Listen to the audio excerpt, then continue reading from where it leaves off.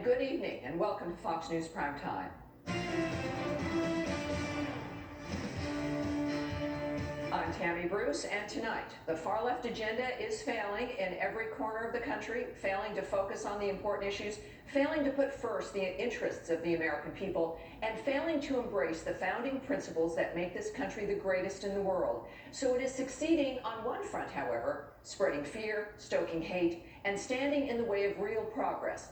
The attempt to turn our nation into a dumpster fire was not brought to us by leprechauns, but by very specific people working together to foment an environment they prefer for their disastrous socialist political agenda. Tonight, we will take on and expose the individuals obsessed with punishing you and this country, all the while masking their efforts as a benevolent fundamental transformation while using the bureaucracy to protect themselves. The left loves being identified as a monolithic, unknowable force, but the reality is simple. They are individuals knowingly making decisions that always lower the quality of life, especially for those they claim to help. This is not the result of well-meaning people going astray or simply being wrong. Destruction and renewal into the perfect socialist utopia is not a bug, it's a feature of the leftist wish fantasy world. The left loves and needs massive government because they are protected by a bureaucratic menace that facilitates their anonymity. That alone tells you they know exactly what they're doing to you with the destruction that they seek.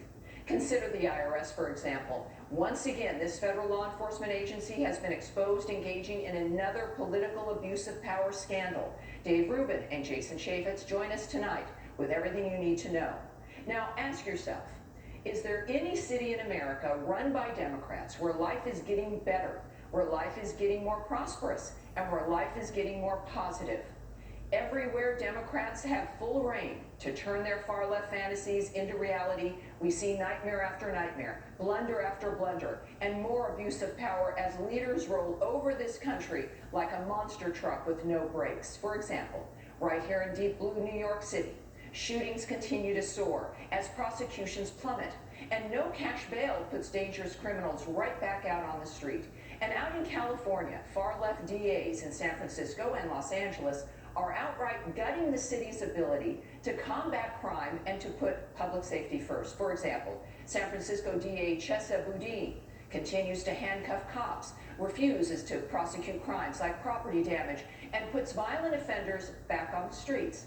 And in Los Angeles, DA George Gascon gutted the hardcore gangs unit, attacked victims' families while trying to soften the image of violent criminals.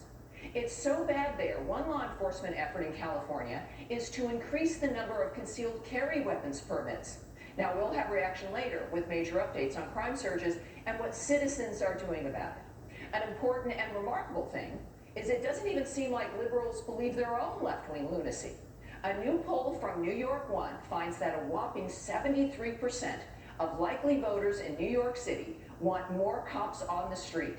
Now, there are some people who provide the perfect example of the disgusting and dangerous malevolence of the left. Jane Fonda exposed the horrible anti-American mindset at the foundation of the America Last crowd during the Vietnam War with her sympathy for the enemy. Fonda has not changed one bit. Listen to her excited comments last year about how good COVID would be for the Democrats. I just think COVID is God's gift to the left. Yeah, this is a terrible thing to say. I mean, I think it was a very difficult thing to send down to us, but it has ripped the Band-Aid off who he is and what he stands for and what is being done to average people and working people in this country. Remarkable, isn't it? And she laughed. Now, with even more power in the hands of the Democrats, Fonda can't help herself and has again revealed in new remarks what the America Last mentality hopes for. Stephen Miller joins us to react to her latest shocking statement. You won't want to miss this. And what about never-ending flip-flops on COVID restrictions we've all endured at the hands of tiny tyrants, all brought to us by the bureaucratic menace that had no idea what they were doing, but couldn't let a good crisis go to waste? Masks, school closures, lockdowns, and even mixed messages on the issue of vaccines and immunity. Consider an explosive new study from the widely respected Cleveland Clinic, finding that appears to be no additional benefits from the vaccine for those that were already naturally infected with COVID, something Senator Rand Paul was excoriated for, even suggesting after he dared question St. Anthony Fauci, which, according to Fauci, makes the senator anti-science. A lot of what you're seeing as attacks on me, quite frankly, are attacks on science. Because all of the things that I have spoken about consistently from the very beginning have been fundamentally based on science. Wow, talk about tiny tyrants. But it's the same playbook on every single issue. You could quite literally pick a topic out of a hat. The Democrats spread a lie, the media amplifies it, sets the framing, spreads the fear, along with their allies in woke corporate America and big tech, of course. So, look, this battle for your mind is implemented with the backing of the completely corrupt and completely compromised far-left media establishment and their relentless commitment to defending everything Democrats do and putting a complete bubble around President Joe Biden.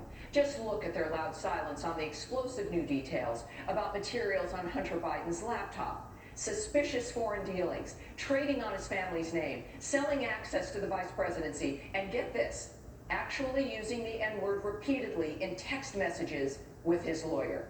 Replace the name Hunter Biden with Donald Trump Jr., what would the media's reaction be?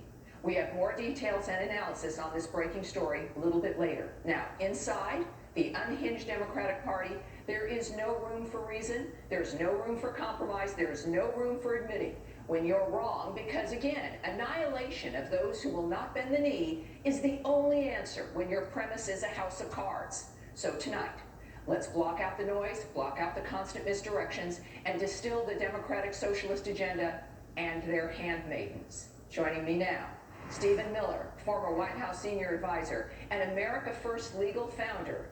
Thank you so much, sir, for joining me tonight. We've got a lot to talk about.